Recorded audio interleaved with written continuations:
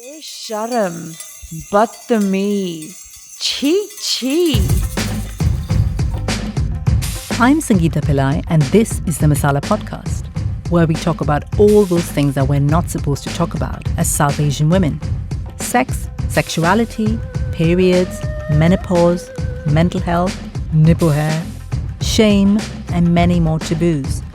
No, I'm happy to be here in doing it, even if that means I'm maybe an outsider in other respects. Yeah. It's time we heard the voices of real South Asian women, not just those we see in Bollywood or in mainstream Western media. It's time we had a real voice, a loud and proud and strong voice. I've definitely started to enjoy dancing more later because my practice has shifted so that I kind of can get more out of myself, but also as my body is aging a bit, finding other routes. I've invited some incredible women to sit at my kitchen table, drink chai and put the world to rights. Seeta Patel is an incredible Bharatanatyam dancer, which is one of the ancient classical Indian dance traditions. This dance had originated in the temples of southern India. It was practiced only by a community of Devadasis. These are women dedicated to serving a temple for life. They were literally married to the temple. Devadasis also had a reputation. They were often exploited by the priests in the temple, and many became sex workers. This wasn't always the case. Originally, they enjoyed high social status. These young women would spend their time learning rites, rituals, and dance. They had independent lives, wealth, and often had children with high officials or priests. During British rule, however, this changed, and reformists worked towards outlawing the Devadasi tradition. They just didn't understand it. After this, things changed. Men took over, as they always do. They coined a new name for an old tradition, calling it Bharatanatyam. They took away the privileges, livelihood, and the independence that many Devadasis enjoyed. Bharatanatyam is now a respectable dance. Seeta Patel is a pioneer in the South Asian dance scene in the UK and all over the world. Seeta has performed as a solo artist and worked with many contemporary and classical dance professionals. So why don't we start by you telling me a bit about yourself, where you grew up? So I was born in London and I spent my first 5 years living in East London. And then at the age of 5, we moved to Bristol. My parents set up a flower shop. It was funny because actually in the 80s, it was quite a strange thing, I think, for an Indian family to kind of set up a florist. I think the norm was a sweet shop, corner shop of some sort. But my dad was always a little bit of a black sheep and a bit different. And yeah, growing up in Bristol in the mid-80s, it was, there wasn't a big Indian community at all. We were very much centered around the Hindu temple in Bristol. So that's where I actually started my dance practice. It was a strange but quite pleasant time for me. I was quite lucky. I wasn't bullied at school. And I was just a bit of a free spirit, really. What took you to dance? What do you remember when that happened? Was there a love affair with dance? Not really. I think I was always a bit of a cheeky monkey and kind of, liked putting on small shows at school with friends and that kind of thing. But it wasn't until I was about 10 years old that my parents saw that there was this Saturday school set up by a lady who was a part of the temple, and you could learn Gujarati or Urdu, Hindi, and learning Bharatanatyam was one of the activities. And so I just said quite casually, yes, How old why were you? not? 10. So it's quite late to start dance. It wasn't a sort of rite of passage as it is for many Bharatanatyam dancers when they start and as they grow through it. It was definitely something I just thought, yeah, that sounds fun. So I wanted to talk a little bit about dance and the body, because it completely comes from the body. Mm-hmm. Obviously, it's the spirit and it's all of the other things. But I was reading this thing before I came over to see you about how within dance, the body is felt by the dancer, it's seen by the audience, and it shifts and it changes as the dancer moves across the performance area. And I thought it was absolutely beautiful. Can you talk to me a little bit about how your art form, your dance, feels within your body when you're performing? It's such an interesting question because I guess I don't really think about this very often because I'm just so focused on, trying to stay in shape and be better and Yes. find something higher within it for myself as I grow. But I guess for me, it's always been a bit of a struggle. I think sometimes people look and think, I've often heard, we thought you were a dancer. When you walk across the room, we can just tell, and that kind of thing. And I find that's funny because I actually feel like a very clumsy human being when I'm not in my sort of dance practice and dance performance mode. I've definitely started to enjoy dancing more later because my practice has shifted so that I kind of can get more out of myself, but also as my body is aging a bit, finding other routes and enjoyment in the musicality of things. But I don't know if I personally feel like a very natural dancer. I always do feel a bit sort of awkward and gangly and I just see my flaws when I watch a video or see a photograph, as I'm sure many people do. Come across. I've seen some of your videos. Do not come across as and gangly. So, apart from feeling like, just visually viewing myself through my own eyes rather than through the eyes of someone that's never seen something before, I'm always analyzing and I just think, why is this always a fight? Why is it always a struggle in my body? Bharatanatyam is so hard. I don't know anything that's harder. It's really hard work and it can be exhilarating and, sometimes I'll be on a high and definitely after a performance and that kind of thing. But in the practice of it, it hurts. It's hard as a physical pursuit. Yes. Obviously, dance, especially Bharatanatyam for me, is more than a physical pursuit. But the physical aspect of it is... Yeah, absolutely. I think it made me think of how our bodies move differently in different places. So if you're crossing the street, it moves differently. If you're swimming, it moves differently. If you're making love, it moves differently. If you're dancing, it moves differently. Mm-hmm. And just the kind of, it's almost the poetry of it, about what our bodies can do and the things they do. And it's almost like our bodies know how to do these things. Obviously, dance you learn and, something like a Bharatanatyam is years and years of practice. But we all carry this within us. I think the potential of that is within all of us. Yes, maybe everyone's not going to have the right constitution to be a Bharatanatyam dancer or any sort of dancer. I think one thing I always find at different times I find myself grateful for is that even if I don't like my body at some points or don't like how I look or how I feel, there's a comfort in if I have an ache, I know how to fix it. I know how to touch my body so it feels necessary, not even sexually speaking at all. But if you're confident and comfortable to stretch or to experience your body outside of just normal walking around and daily activities. And I feel like I wish everybody could kind of experience that because, sometimes I do work with non-dancers and I have lots of non-dancer friends and acquaintances and people who cross my path. And I feel sad when they can't enjoy their bodies in slightly more than a pedestrian manner. Yes. Because it's just not part of their lifestyle. Oh, absolutely. And so I feel very grateful that I've access to another part of myself in my physical being than just the sort of pedestrian day-to-day activities. Absolutely. And I think, I don't know how much of it, for me particularly, going back to my own childhood and my own life, growing up in India, I think we were told as girls to kind of guard our bodies. So we're told to kind of protect our bodies, kind of you are inward, you're never outward, you're never expressive. With the whole, the absolute horrendous sexual harassment that most women in India face. I mean, it was part of my life every single day from the time I was about, I don't even know, 8 or 9. Oh my goodness. Till I left in my 30s. Somebody would grope you every single day. As you went to work, you went to college, you went to whatever. So it almost becomes part of you to kind of withdraw and to shrink and to keep the body contained.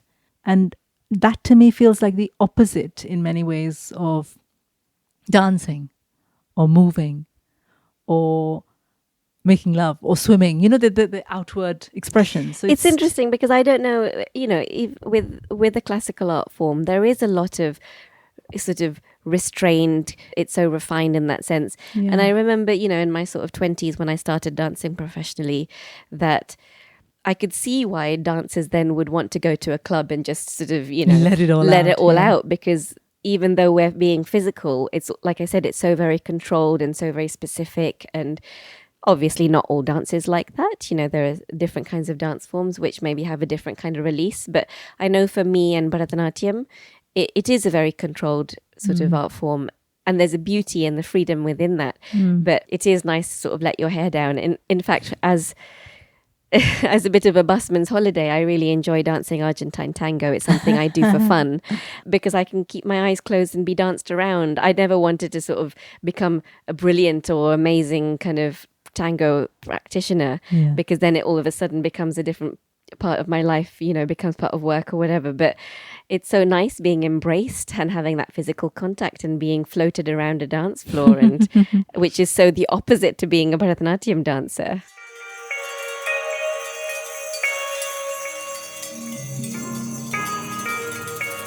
In your kind of background growing up, were there any taboos attached to body or the idea of body? Was there anything you were told as a child or a young woman growing up? Not really, but I guess I was never the sort of person. I was quite a simple child in the sense that, you know, I was easily happy with going to school, doing my homework and watching TV and, you know, eating dinner with the family and then going to bed at 9 o'clock. It was a simple sort of but happy existence.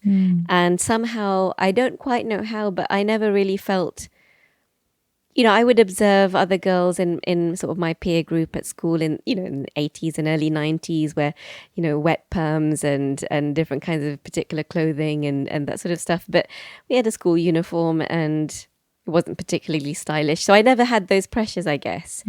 I remember at one point my sister had bought me a summer dress from H&M, and it was just at a time when, you know, my body was changing and that kind of thing, and I felt very pretty and I felt nice with the dress and everything. And it wasn't kind of very brazen in any way, but I went to my aunt and uncle's house, and they sometimes host some sadhus who were part of sort of a particular part of Hinduism that they follow.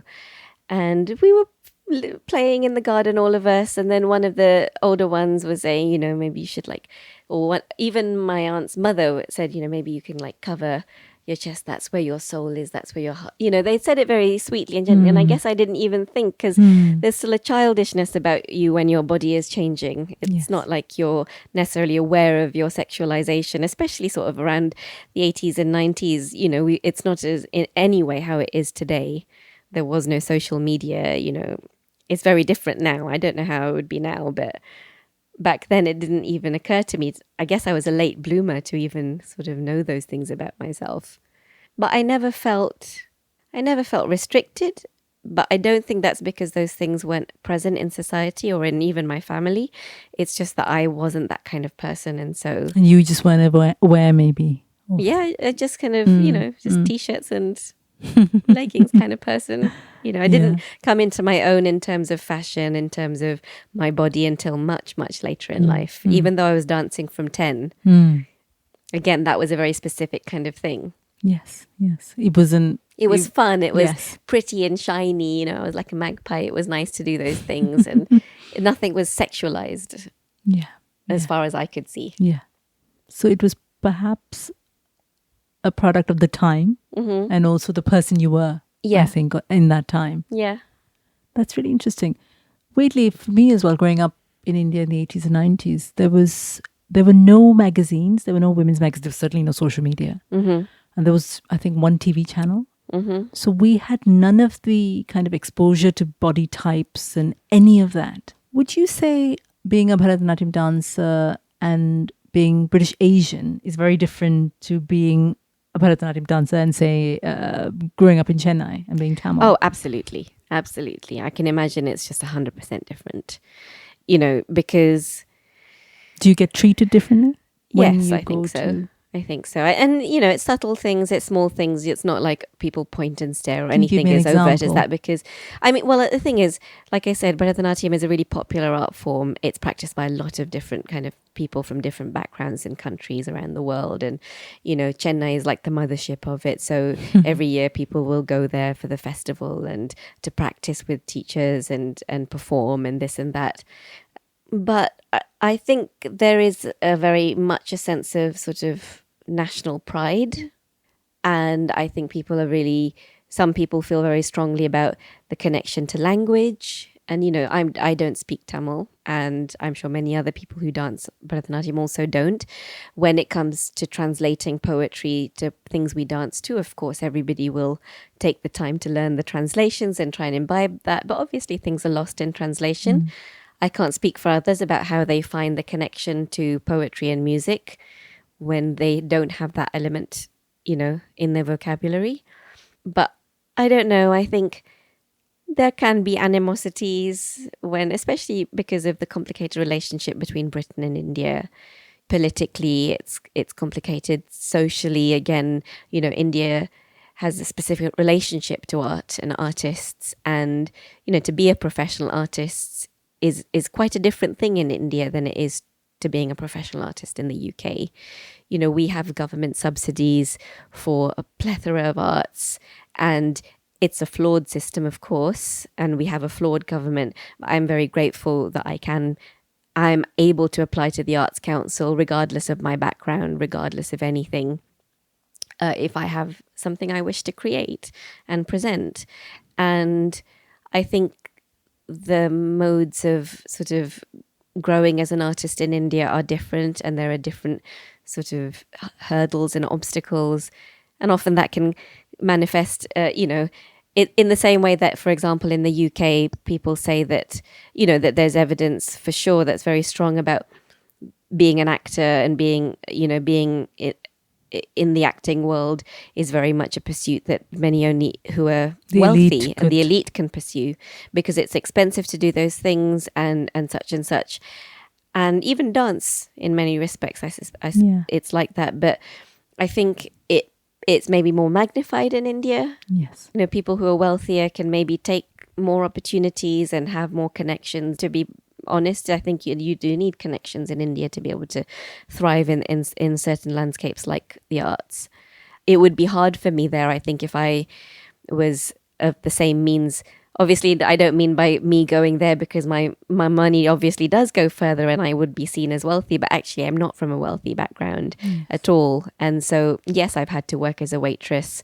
I've had to make ends meet so that I can be an artist. I live very frugally and all of those things so that I can sustain working as an artist, because it's not necessarily a lucrative career. But I think there's so many other things attached to it, which I've sort of dissociated myself from in terms of extended family and things here, because I don't want to necessarily be under scrutiny of what, how much am I earning? What do I really do? And that sort of thing. I can be away from that in my life in the UK. But I think in India, it's very much about who can afford to do the art form, who can afford to perform, who has the connections sort of socially and politically to be able to get anywhere. And then, you wonder what amount of talent is really, how much meritocracy is involved. How many really talented artists are not producing the art because they haven't got the means? Yeah. Or they're practicing, but they can't get further, Yeah. No, I'm happy to be here in doing it, even if that means I'm maybe an outsider in other respects. Yeah.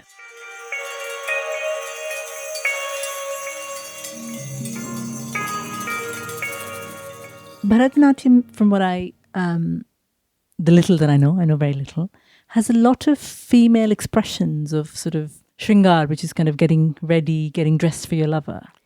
Can you talk to me about that? So shringara is the expression of love. Is the expression of love, not rather than getting... No, that's just one sort of one aspect of how one might show it on the stage.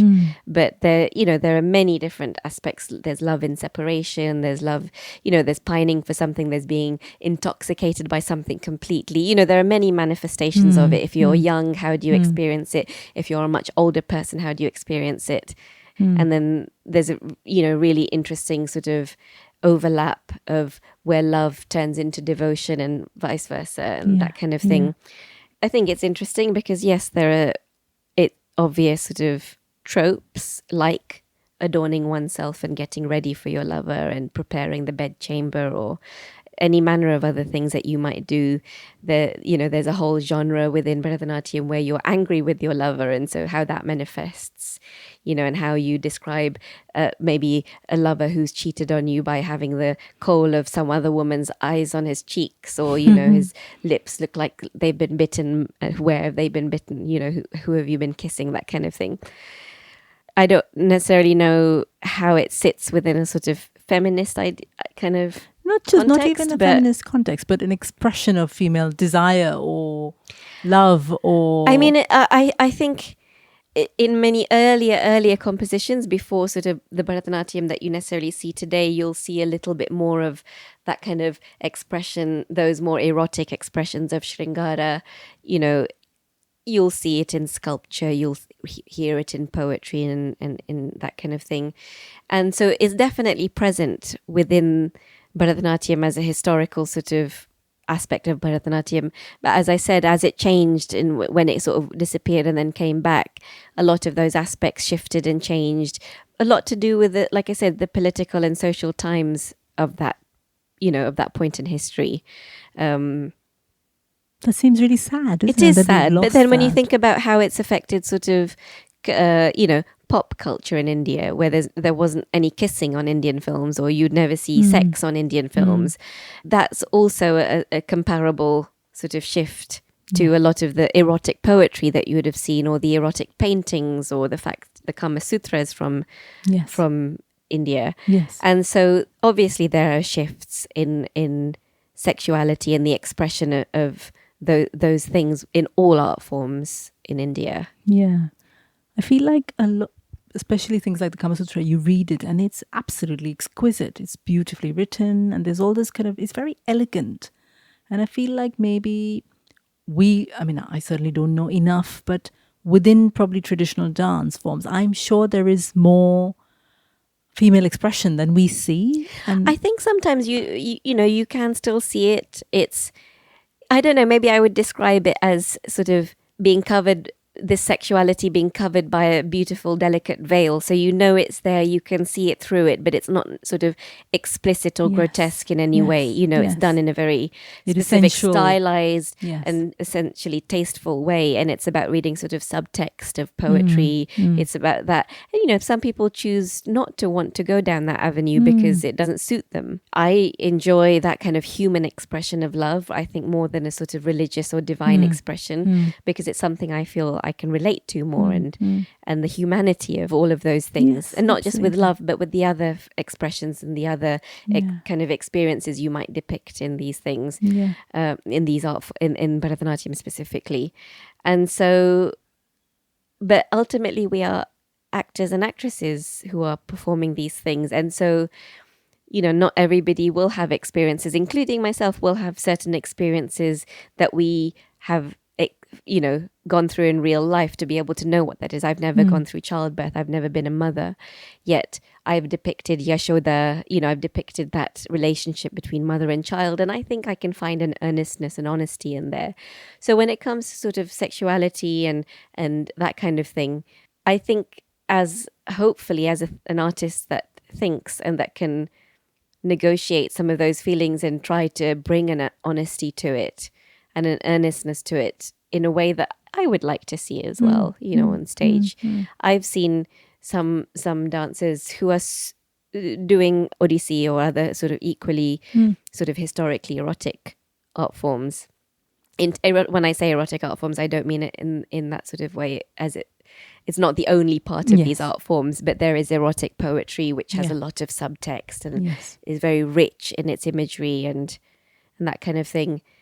I've seen it done in a way that made me uncomfortable, only because I just felt it didn't need to be done like that with the art form. I think the beauty of it is that it is subtle and it's the anticipation of something that you can generate, or the more than the sort of full frontal expression of something. So I don't know if it even needs it. So what was the one that you saw that you didn't like or felt comfortable with? Can you tell me about? It was just an Odissi piece that I saw of a solo dancer some years ago, and it was really just depicting the act of sex. In an Odissi Yes. performance. And I just felt it was kind of strange, and it almost threw me out of the feelings that I wanted to feel at that point of the eroticism and the excitement. From what you said earlier about wanting to not necessarily have traditional dance be restrictive, isn't that then someone else's expression of that? Yeah, and I wouldn't stop them doing it. It just wasn't my aesthetic for that form. Like, I would never censor anyone to do something unless it was hate speech or, you know, specifically harmful to anyone. There was nothing about that. I'm not a prude in the slightest. I just have an aesthetic which I felt that I could have seen that sentiment conveyed to me in a way that was better than that. Maybe they just didn't do it very well. I don't know. Maybe if I'd seen it and it was done in a way that, I just didn't think, you know, gyrating or rocking a pelvis was doing it for me in that situation. It wasn't musical. It wasn't aesthetically pleasing or anything. Okay. That's all. Right. So I've got something to ask you. As a total newbie, I'm, you know, a bad dancer. I can't do anything coordinated. The only kind of dancing I do is I get a bit drunk and I can sort of run around the floor and I love it. Would you show me the most basic Bharatanatyam step or move or mudra? I can show you mudra. I don't think. I think my neighbor downstairs will get upset if I make you stamp in my house. But yes, one of the most used mudras is Katakamukha. So you spread your hand out like this. Yes, and then you join your first Spread finger the and your right thumb. hand, yes. And then you join the middle finger to that thumb as well. So you've got two fingers touching the thumb. Yeah. And then you stretch out the ring finger and the little finger as much as you can upwards and outwards. And then if you hold it sort of flexed at the wrist, that's how very good. That's one of the basic gestures. And then often that will open up to I've seen, an Alapadma, yes. which is No, open the I hand completely got that wrong. and flare the little finger up. So so if you open the hand completely and then just curve in the little finger, nothing else happens. So open, stretch fully, open fully, and then just curve in. Nothing else happens to the others. Yes. Obviously can't move it without. There we go. That's as far as... Curl it in so it's fanned out. So it looks like a flower, which is what the word is. Seeta, your hand looks like a flower. Mine looks like it's contorted. Don't do too much. You don't want to strain yourself or get a hand injury in the process. I can agree that I will never be a Bharatanatyam dancer.